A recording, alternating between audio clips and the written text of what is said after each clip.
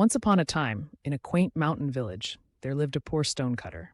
Each day, with his trusty chisel, he worked hard under the blazing sun, shaping stones.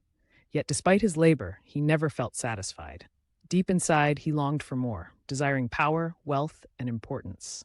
One fateful day, as he hammered away, he witnessed the splendid sight of a king riding by in a stunning golden carriage. Instantly, envy washed over him, and he thought, "I wish I were the king." To his amazement, that wish came true. As the king, he donned magnificent clothes and commanded everyone around him. But soon he looked up and saw the sun shining down. In that moment, he recognized, even the sun is stronger than me. Yearning for more, he wished to be the sun and became it, radiating warmth and light.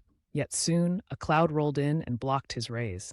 "The cloud is stronger than I," he lamented. Determined, he transformed into a mighty cloud, pouring down rain. But then a strong wind blew him away effortlessly. "The wind is stronger than me," he sighed, feeling powerless once again. Next, he became the wind, howling fiercely through the trees. But when he met a towering mountain, it stood firm and unyielding. "The mountain is stronger than me," he yielded, realizing the limits of his power. Finally, he transformed into a mighty mountain, proud and solid. As he stood tall, he felt the gentle touch of a tiny hammer chipping away at his stone. It was a stonecutter, just like he had once been. In that moment, wisdom dawned.